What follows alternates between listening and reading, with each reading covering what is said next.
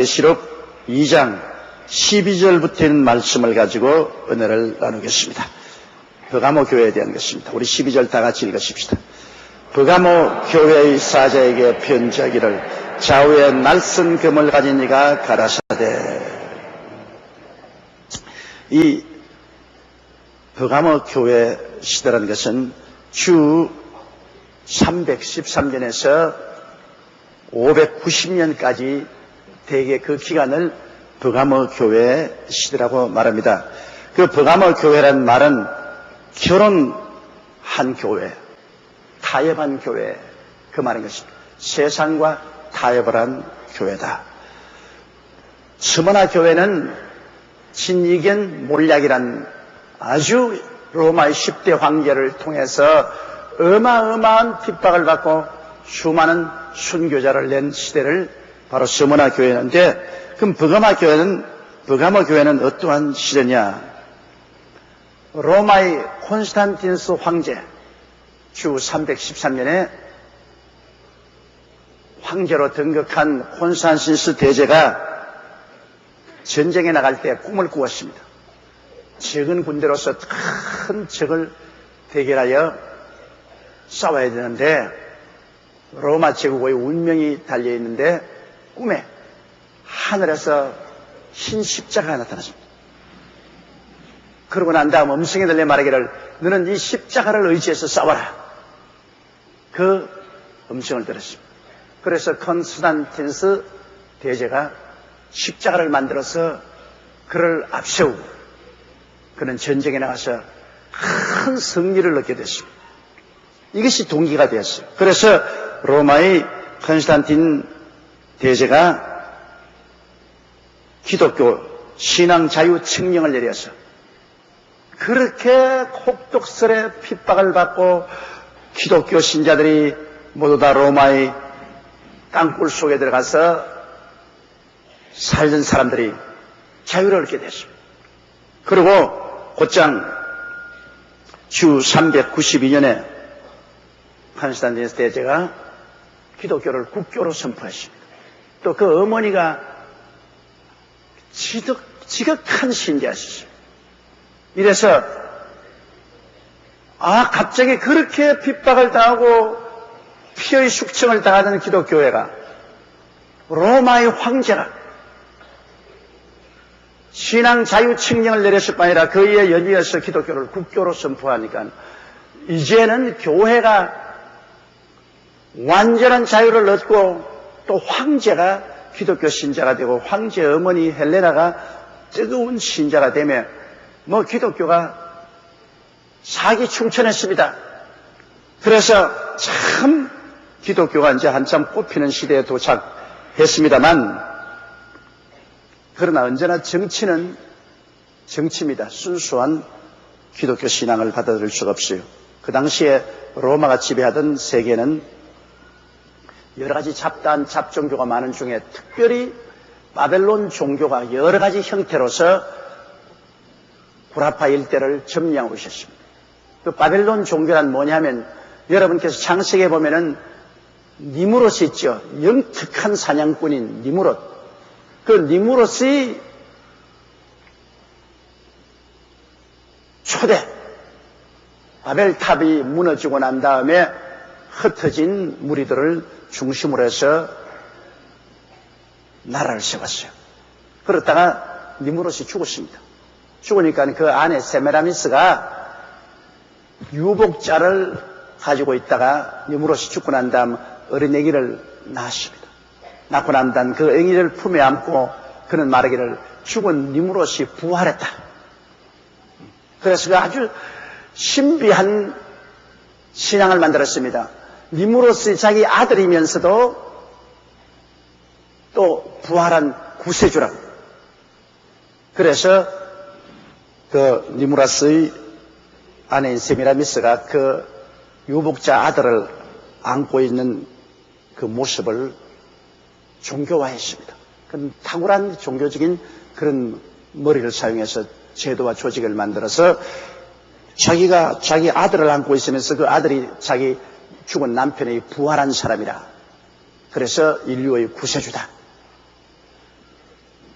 그런 그림을 그리고 그런 형상을 만들어서 온 사람들로 하여금 추앙하게 했습니다. 그 당시에는 니무롯을 위대한 지도자로, 구세주로 그들이 떠받들었습니다. 그 당시에는 짐승이 굉장히 많았어요. 그래서 사람들이 짐승 때문에 살 수가 없었는데 니무롯이 영특한 사냥꾼으로 일어나서 이 짐승들을 다 억압하고 사냥으로서 잡아 죽이고 사람 살 곳을 만들었습니다. 그래서 니무롯을 위대한 지도자여 구세주로 생각했었습니다. 그런데 그 죽은 니무롯이 그 아내 세미라미스가 다시 부활했다고 그 아들을 낳아서 품에 안고 그를 구세주로 받드는 종교 제도를 만들어서 그 밑에 제상을 세우고 제상들이 제사를 드리고 예배를 드리게끔 만들었습니다. 이것이 바벨론 종교로서 그 당시 초대 우리 인류 역사에 강렬하게 뿌리를 내리고 퍼졌던 종교 형태인 것입니다. 그런데 바벨론 탑이 무너진 이후로 온 세계로 사람들이 흩어져 나갈 때 이 종교 형태를 다 가지고 나왔어요. 이것이 동방으로 서방으로 아프리카로 전 세계로 성모가 어린애기를 안고 있는 그 모습, 그 어린애기가 바로 구주다.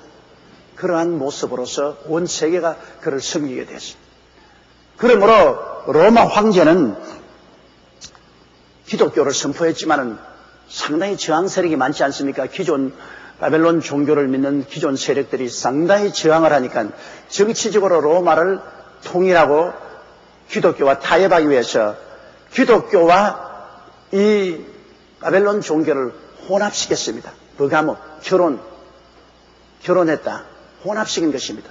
그래서 그 로마의 황제가 하는 말이 뭐냐면 기독교 감독들을 불러다가 봐라. 이 바벨론 종교에도 니무롯의 아내 세미라미스가 성모가 되고 그 유복자 아들이 죽었다가 부활한 니무롯이라고 해서 구세주로 이렇게 안고 있는 모습이 있는데 기독교에서도 같지 않냐. 성모 마리아가 구세주 예수 그리스도를 품에 안고 있는 이 모습은 곧 세미라미스가 니무롯이 부활했다고 해서 그 아들을 안고 있는 모습하고 같지 않느냐. 그러므로 이거 다를 것 없다. 통일하자. 그래서 온 바벨론 종교에게 기독교는 바벨론 종교와 다른 것이 없다. 똑같이 너희들 세미라미스도 여자 아니냐. 이것도 성모 마리아도 여자 아니냐. 니무롯이 다시 부활했다고 구세주로 안고 있는 그 성자도 예수 그리스도 성자 아니냐. 그러므로 다를 게 없다. 기독교와 바벨론 종교는 하나다. 합쳐라. 그리고 또 종교가 핍박 중에서 기독교가 해방되며 정치적으로 결탁해서 성직자들이 출세하려고 줄을 섰습니다. 이래서 왕권하고 교권이 서로 합쳐가지고서 기독교와 바벨론 종교하고 결혼을 한 혼합 종교가 만들어졌습니다. 그것이 바로 오늘날 성모가 성자를 안고 있는 모습은 원래 기독교 신앙이 그렇지 않습니다. 여러분, 예수님은 만왕의 왕이요 만주의 주입니다. 예수님이 성모 마리아의 몸을 빌려서 태어났을 따름이지 유약한 어린애기로서 성모의 보호를 받고 있어야 될 그런 존재는 아닙니다. 그러므로 마리아조차도 예수 그리스도를 주로 섬기고 주로 모시는 그런 처지입니다. 그런데 예수님이 유약하게 마리아의 몸에 안 끼어가지고서 어린애기로서 이렇게 추앙을 받고 보호를 받는 그런 처지이지 않습니다. 이러기 때문에 오늘날 마리아가 성자 예수 그리스도를 품에 안고 있는 그 모습은 옛 바벨론 종교와 혼합한 것입니다. 바벨론 종교의 세미라미스, 니무롯의 아내 세미라미스가 유복자를 낳아서 니무롯이 부활했다고 그래서 세계의 구세주라고 하면서 가슴에 품고 있는 그 모습을 그대로 타협해서 만든 것입니다. 이렇기 때문에 이 버가모 교회라는 것은 결혼한 교회입니다. 타협한 교회. 그것이 주 313년에서 590년 큰 불행이 다가오게 된 것입니다. 종교가 자유롭게 되죠. 정치와 타결하면 반드시 타락합니다. 종교는 정치 권력과 타협해서는 안 됩니다. 종교가 정치 권력과 다르가면 정치라는 것은 언제나 사람의 마음을, 환심을 살려고 하기 때문에 대중을 받아들여서 세상과 교회를 혼합시켜버리고 마는 것입니다. 여러분, 세상과 교회는 혼합될 수가 없습니다. 온 세상은 다 악한 자의 속에 있습니다. 마귀에게 속에 있습니다.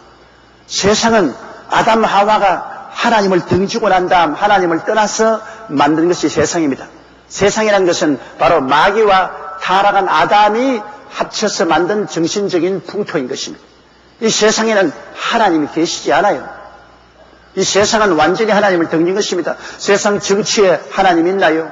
세상 돈 버는 사람에게 하나님 어디에 생각하나요? 세상 교육 학교에서 하나님 대해서는 가르치나요? 세상 문화에서 음악 예술에서 하나님 중심으로 하나요? 온 세상은 악한 자에게 속에 있으며 온 세상은 타락에 있습니다. 그런 세상하고 세상을 다스리는 정권하고 그리고 하나님이 다스리는 교회하고 타협을 해서 세상이 교회에 들어오고 교회가 세상에 들어오면 그것은 완전히 교회가 그때로부터 망하는 것입니다. 교회와 세상은 분리되어 있습니다. 교회와 정치는 분리되어 있습니다. 교회는 세상이 아닙니다. 교회는 천국입니다. 세상은 정치인이 다스리지만 교회는 하나님 아버지와 예수 그리스도가 다스립니다. 여기에는 절대로 하나님의 주권을 흐트려서는 안 됩니다. 교회는 그리스도의 몸이고 교회의 머리는 예수고 예수 그리스도의 머리는 하나님입니다. 그러므로 교회의 주권은 예수 그리스도와 하나님 아버지께 있어 예수 그리스도와 하나님 아버지가 절대 주권으로 하나님과 예수 그리스도 중심으로 다스리는 것이 교회입니다. 그렇기 때문에 교회는 민주주의가 안 되죠. 민주주의라는 것은 주권이 백성에게 있어서 백성이 주권자를 투표해서 뽑는 것입니다. 그래서 면장도 뭐 군수도 도지사도 그리고 대통령도 백성들이 전부 다 투표해서 뽑기 때문에 주권이 백성에게 있습니다. 그러나 교회는 주권이 성도에게 있지 않습니다. 교회는 주권이 하나님 아버지와 예수님께 있는 것입니다. 그러므로 교회는 우리의 지도자들 목사나 장로를 투표해서 뽑아서는 안 됩니다. 교회는 하나님 아버지와 예수 그리스도가 성령을 통해서 우리를 임명하는 것입니다. 혹은 사도로, 혹은 선지자로, 혹은 복음 전환자로, 혹은 목사로, 교사로 하나님이 임명하는 것입니다. 그리고 장로도 하나님께서 성령을 통해서 뽑아서 임명하는 겁니다. 투표해서 만드는 것입니다. 세상은 주권이 백성에 있다고 해서 백성들이 투표로서 지도자를 선출하지만은 교회는 몸이 예수 그리스도의 몸이요 머리는 예수님이요 예수의 머리는 아버지요 아버지 하나님과 예수님이 성령을 통해서 교회를 통치하시고 다스리기 때문에 절대 하나님의 주권을 따라가야 되는 것이지 세상과 타협할 수가 없습니다. 그런데 이 버가모 교회 시대에는 핍박받던 교회가 콘스탄티누스 대제에 의해서 정치적으로 해방이 되고 로마 제국이 기독교를 국교로 선포한 것도 전도를 해서 모든 사람이 회개해서 국교가 된 것이 아니고 정치적인 권력으로 이제는 우리는 기독교 국가다. 모두 다 기독교를 믿어라. 기독교를 믿지 않으면 출세도 못하고 아무것도 못한다. 명령을 하니까 그들이 예수를 구주로 모시드리지도 아니하고 하나님을 경배하지도 않으면서 형식적, 의식적으로 모든 국민이 다 기독교인이 됐어요. 그들이 가지고 있는 종교 그들을 다 가져왔어요. 우상 숭배하는 것, 바벨론 종교 그대로 다 가져 들어와서 기독교에 합치니까 막 기독교가 완전히 잡탕밥이 되고 말았어요. 온갖 잡탕이 다 들어왔어요. 그래서 버가모 교회는 바로 혼인한 교회, 혼합된 교회가 되고 마는 것입니다. 이러므로 하나님의 심판을 받지 아니할 수가 없습니다. 여러분, 우리의 신앙생활이 절대로 혼합되어서는 안 됩니다. 교회는 절대로 정치하고 타협해서도 안 되고 세상하고도 타협해서 안 됩니다. 교회는 순수하게 성령님의 인도를 받고 살아가야만 되는 것입니다. 그래서 하나님 아버지와 예수 그리스도만 섬기는 것이지 교회가 적당한 권력을 유지하기 위해서 정부와 타협하여 정부를 따라가고 세상과 타협하여 세상을 받아들이고 하면 교회는 그때로부터 망하는 것입니다. 교회는 순수성을 유지해야 되는 것입니다. 교회는 죽지 아니면 살기로 오직 아버지 하나님과 예수님만 따라가야 되는 것입니다. 교회가 무슨 권력이 필요합니까? 필요 없습니다. 교회가 왜 세상으로 타협합니까? 교회가 세상을 구원해야지. 교회가 세상과 타협하면 어떻게 되는 것입니까? 큰일 나죠. 이러므로 교회는 세상 속에 있으나 세상이 교회 속에 들어오면 안 됩니다. 배는 물 위에 떠 있어야 되지만 물이 배 속에 들어오면 배가 가라앉아 버립니다. 교회는 세상에 있어 세상을 건지지만 세상이 교회에 들어오면 교회는 가라앉아 버리고 마는 것입니다. 우리가 세상 속에 살지만 우리는 세상을 구원하러 나가 있지 세상이 우리 속에 들어오면 안 되는 것입니다. 적당히 예수를 믿고 온 세상이 하는 대로 술 취하고 음란하고 방탕하며 살아도 괜찮다. 니콜라 당이 말한 것처럼 영혼은 순수하고 육체가 나쁘다 그러므로 육체로 아무리 죄를 지어도 영혼은 까딱없다. 그러므로 영혼은 죄에 물들지 않으므로 아무리 육체로 죄를 지어도 않으니까 세상적으로 살아도 구원받는다. 그런 이론이 있을 수가 없습니다. 우리 사람은 영과 혼과 육이 합쳐서 사람이 된 거로 우리는 세상에서 벗어나와서 하나님 중심, 예수 중심으로 거룩하게 살아야만 되는 것입니다. 세상과 타협하면 안 되는 것입니다. 그러면 세상을 구원할 아무런 능력이 없습니다. 오늘 한국 기독교회가 국민의 약 30%까지 인구수가 된다면서도 우리 한국을 변화시키지 못하고 한국에 영향력을 행사하지 못하는 것은 우리 한국 기독교회도 너무나 세속화하게 됩니다.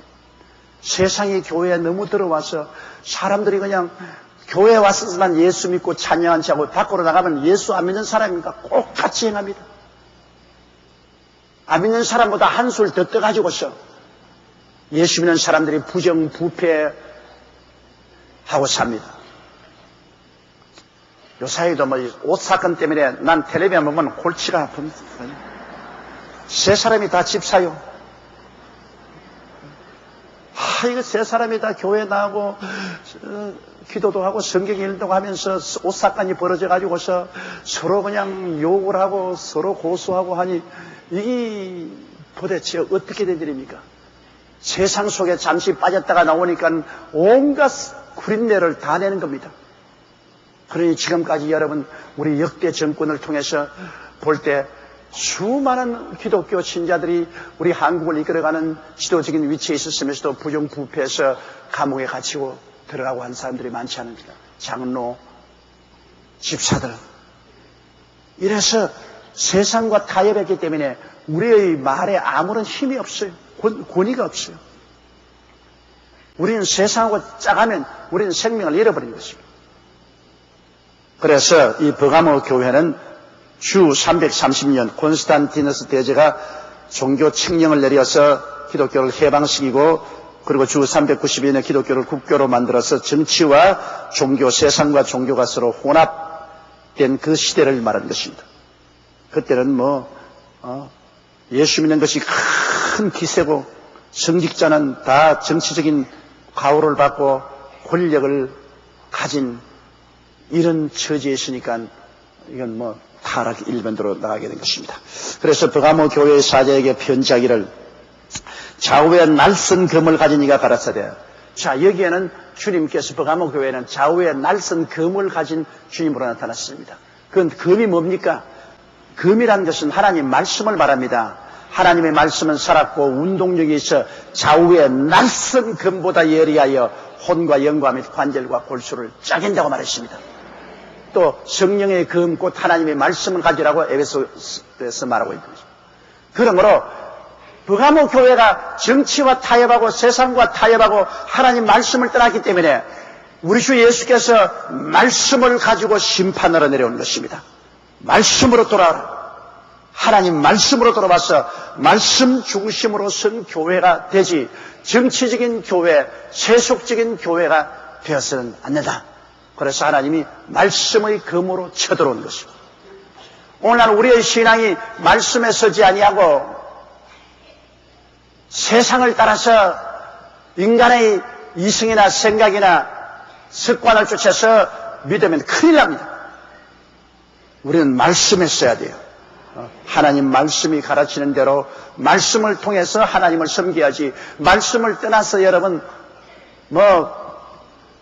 교회가 아무리 크게 자란다고 수가 많아진다고 해도 말씀을 떠난 교회는 교회가 아닙니다. 아무리 교인이 많이 모인다고 해도 말씀을 떠난 교회는 교인이 많이 모여도 소용이 없어요. 하나님의 나라는 말씀 위에 써야 되는 것입니다. 그래서 주님이 말씀을 가지고서 이 버가모 교회 심판하러 내리시는 것입니다.